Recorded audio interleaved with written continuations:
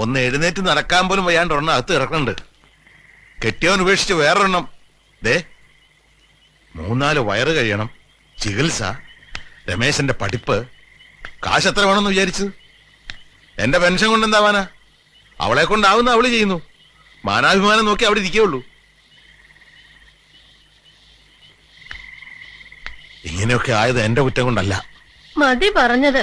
നിന്നോട് പറഞ്ഞാ മനസ്സിലാവില്ലേ? 2 അടി നടന്നു വെച്ചാൽ എനിക്കൊരു കുഴപ്പമില്ല. ഞാൻ എന്റെ മോന്റെ അടുത്തൊന്ന് നിക്കട്ടെ. അമ്മ കിടക്ക, ഞാൻ അമ്മയുടെ മുറി വന്നിരിക്കാം. വേണ്ട, ഇവിടെ ഇരുന്നാ മതി. ഇത്തിരി കാറ്റും വെളിച്ചം കൊള്ളട്ടെ. ഇങ്ങനെയൊക്കെ ആകുന്ന സ്വപ്നത്തിൽ പോലും കരുതിയതല്ല.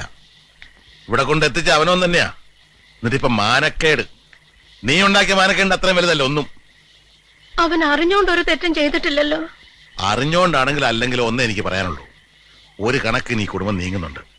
ഇനി രമേശനാണ് ഒരാശ. അവനെ എങ്ങനെയെങ്കിലും ഒരു കരകയറ്റി എടുക്കണം. അതിനുവേണ്ടി മരിക്കാൻ വരെ ഞാൻ ഒരുക്കുക. അതിനിടെ ഇനിയും ഞങ്ങൾക്ക് ബുദ്ധിമുട്ടുണ്ടാക്കരുത്. ഞാൻ വന്നത് ഒരു ബുദ്ധിമുട്ടായ അച്ഛാ. ആവരുത് എന്നാ പറയണത്.